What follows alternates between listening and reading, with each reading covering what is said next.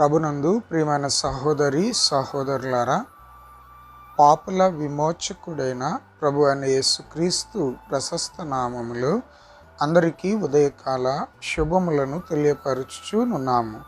పరిశుద్ధ గ్రంథము నుండి యెషయా గ్రంథము 53వ అధ్యాయము 3వ వచనమును చదువుకుందాం. అతడు తృణీకరింపబడిన వాడును ఆయను, మనుషుల వలన విసర్జింపబడిన వాడును, వ్యసనాక్రాంతుడుగాను వ్యాధిని అనుభవించిన వాడుగాను మనుషులు చూడనల్లని వానిగాను ఉండెను. అతడు తృణీకరింపబడిన వాడు గనుక మనము అతనిని ఎన్నిక చేయకపోతేమి. ప్రియులారా, చదవబడినటువంటి లేఖన భాగానికి ఇవ్వబడిన అంశము తృణీకరింపబడిన వాడు. ఎవరండి తృణీకరింపబడిన వాడు అని అంటే దేవుడు. దేవునిని ప్రజలు అనేక సందర్భాలలో తృణీకరించిన వారుగా ఉన్నారు. ఈ లోకములో మానవ మాతృలమైనటువంటి మనము కూడా అనేకులను తృణీకరిస్తూ ఉంటాం. ఏ విషయంలో తృణీకరిస్తామనంటే, చాలా సందర్భాలలో చదువును బట్టి తృణీకరించేవారు కొందరు, సంపదను బట్టి తృణీకరించేవారు కొందరు, వారి వెనుక ఉన్న బలగమును బట్టి లేక బలహీనతలను బట్టి తృణీకరించేటువంటి వారు కొందరు. ఈ రీతిగా చదువు, సంపదో, బలగము, ఇలా ఏదో ఒకటి ఎదుటి వ్యక్తిని తృణీకరించేటట్లుగా చేస్తుంది. కానీ కొన్ని సందర్భాలలో మంచివారిని కూడా తృణీకరించే పరిస్థితి ఉంటుంది. ఎవరు మంచివారిని తృణీకరిస్తారు? అసలు యేసయ్యను తృణీకరించడానికి గల కారణం ఏమిటి? ఇక్కడ మనం చూస్తే, అతడు తృణీకరింపబడిన వాడును ఆయన. తృణీకరింపబడుట అంటే అలక్ష్యము చేయుట, లెక్క చేయకపోవటం, లక్ష్య పెట్టకపోవటం, అసలు పట్టినట్టుగా పట్టించుకోని రీతిలో ప్రవర్తించటం. ఒక వ్యక్తి ఏదైనా ఒక విషయం చెప్తూ ఉంటే పట్టినట్లుగా ఉండటమే అలక్ష్యం చేయటం, విన్నట్టుగా ఉండటమే, అసలు ఆ మాటలు నిరాకరించటమే అలక్ష్యం చేయటం, తృణీకరించటం ఆ వ్యక్తి మాటలను. అలాగూ యేసయ్యను అతడు తృణీకరింపబడిన వాడును ఆయను. అలాగుననే అందులోనే చివర్లు అంటాడు, అతడు తృణీకరింపబడిన వాడు గనుక మనము అతనిని ఎన్నిక చేయకపోతేనే. అలక్ష్యము చేసినటువంటి వారు. ఎలాగూ దేవునిని మనము అలక్ష్యము చేయుచున్నామండి? ఎలాగూ దేవుణ్ణి మనము తృణీకరిస్తున్నాం అని అంటే, కీర్తనకారుడు చెప్తాడు 10వ సంకీర్తన 13వ చరణములో, దుష్టులు దేవుని తృణీకరించుట ఎలా? నీవు విచారణ చేయవని వారు తమ హృదయములలో అనుకొనుట ఎలా? దుష్టులు అంటే అపవాది సంబంధులు, సాతానీయ సంబంధమైనటువంటి కార్యములు చేసేటువంటి వారంతా, అంటే చెడు కార్యములు చేసేవారు, అవలక్షణాలు కలిగినటువంటి వారందరినీ కూడా దుష్టులు అని మనము మాట్లాడుకోవచ్చు. ప్రియులారా, దుష్టులు దేవుని తృణీకరించుట ఎలా? దేవుడు నీతిమంతుడు, పరిశుద్ధుడు, అతీతుడు, అత్యున్నతుడు. కాబట్టి పరిశుద్ధత మరి దుష్టులకు నచ్చదు, నీతి దుష్టులకు నచ్చదు. ప్రియులారా, యథార్థత దుష్టులకు నచ్చదు, మంచి దుష్టులకు నచ్చదు.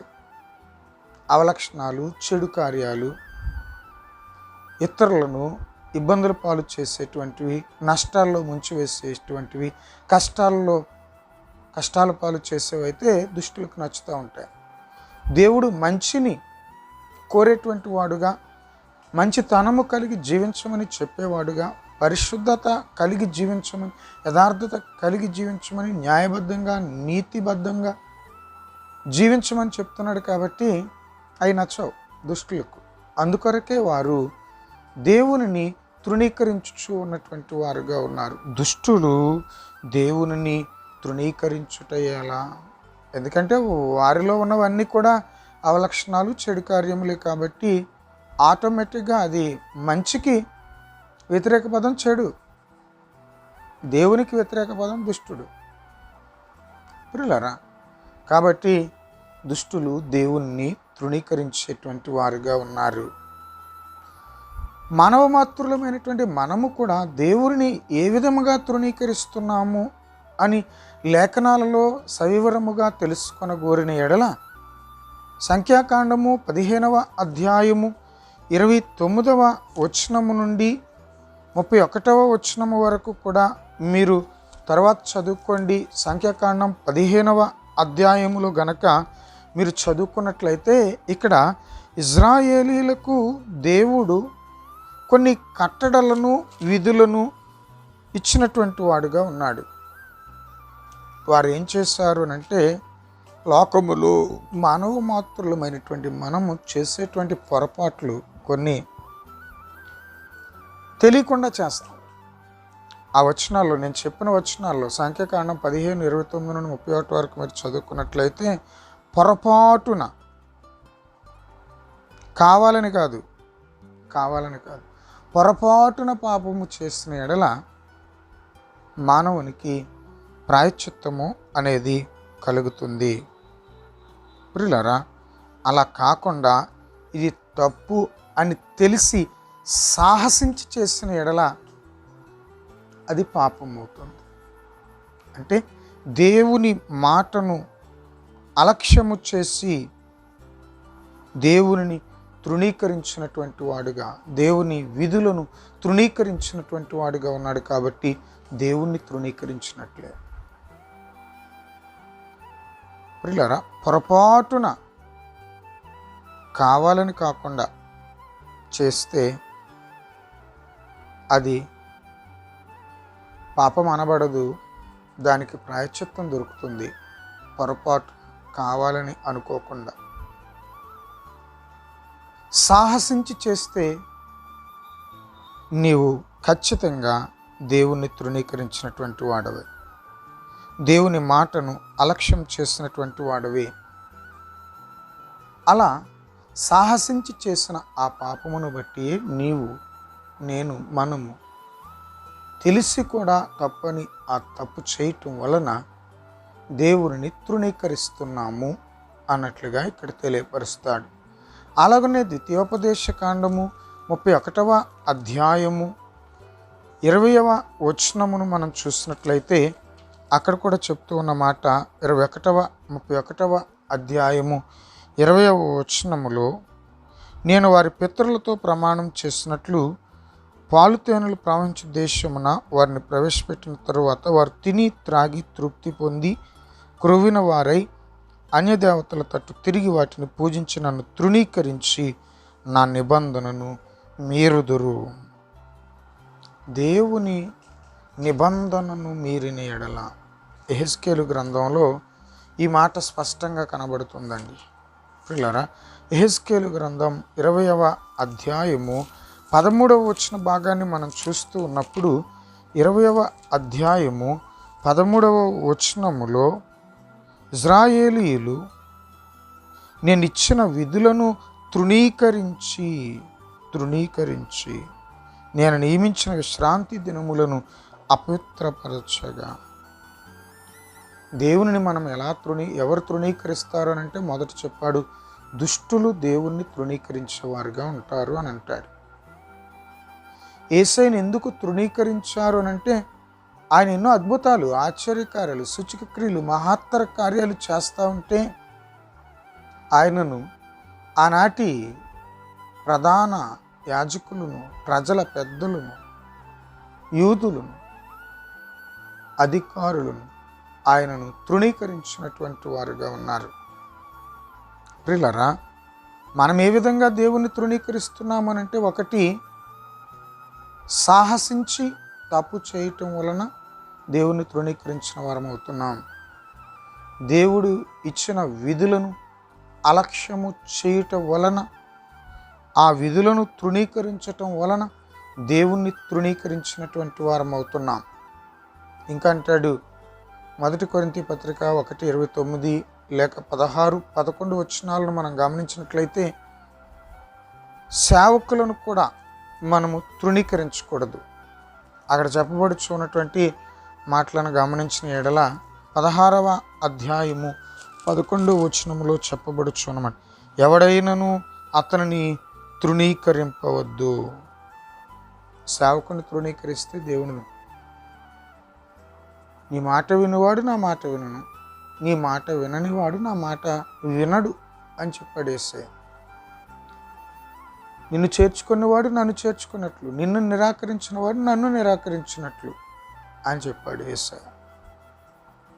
సేవకులను కూడా కొన్నిసార్లు తృణీకరిస్తూ ఉంటాం. దుష్టులు దేవుణ్ణి తృణీకరిస్తున్నారు. అలాగుననే దేవుని విధులను పాటించినటువంటి వారు దేవుని తృణీకరిస్తున్నారు.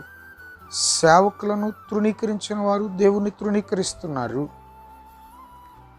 సాహసించి పాపము చేయుచున్న వారు కూడా దేవుని మాటను అలక్ష్యం చేస్తున్నారు. కాబట్టి వారు దేవుని తృణీకరిస్తూ ఉన్నవారుగా ఉన్నారు.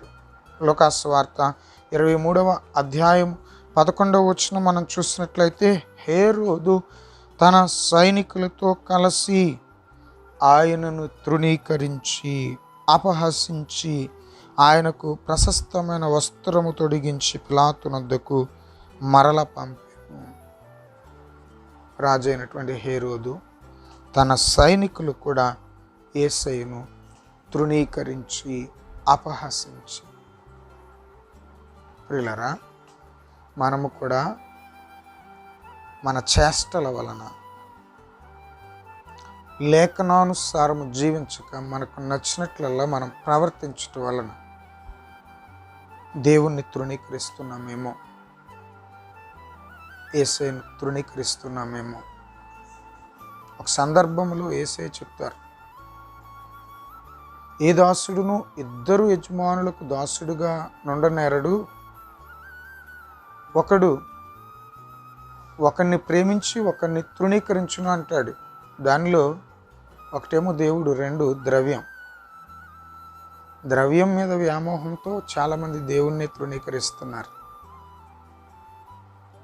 ఇంకా లేఖనాల్లో చూసుకుంటూ పోతే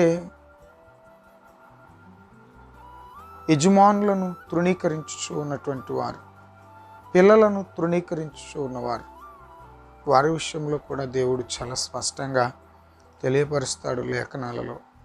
ఏది ఏమైనప్పటికీ ప్రభునందు ప్రియమైన విశ్వాసులారా, ఆ దినాలలో యేసయ్య చేసిన మంచిని బట్టి, యేసయ్య జీవించిన మంచి జీవితమును బట్టి, మంచి కార్యములను బట్టి ఆనాటి ప్రజలు, హేరోదు సైనికులు తదితరులందరూ కూడా ఆయనను తృణీకరించిన వారుగా ఉన్నారు, అలక్ష్యం చేసిన వారుగా ఉన్నారు. ఒకవేళ మనము కూడా విధులను పాటించకపోవటను బట్టియో, లేక సాహసించి తప్పిదములను చేయుటను బట్టియో, సేవకులను తృణీకరించుటను బట్టియో దేవుని తృణీకరించు ఉన్నామని గ్రహించి, ఈ తృణీకార ధోరణి అనేది చదువులను బట్టి, బలగమును బట్టి, బంధుప్రీతిని బట్టి, సంపదను బట్టి ఇతరులను తృణీకరించేటువంటి విధి విధానాలను విసర్జించి తృణీకార ధోరణి అనేది మనము విడిచి ప్రభు కృప వలన ఆయన తృణీకరింపబడిన వారిని ఎన్నిక చేసుకున్నట్లుగా కూడా పరిశుద్ధ గ్రంథం చెప్తుంది. మానవులు తృణీకరించిన వారిని దేవుడు ఎన్నిక చేశాడు. ఒకవేళ మనం తృణీకరింపబడుతున్నామా? దావీదు అంటాడు ఆ మాట, నేను నరుడను కాను, పురుగును, మనుషుల చేత తృణీకరింపబడినటువంటి వాడను అని చెప్పి దావీదు కీర్తనల గ్రంథం 22వ సంకీర్తన 6వ చరణములో ప్రజల చేత నేను తృణీకరింపబడిన వాడనని చెప్తాడు.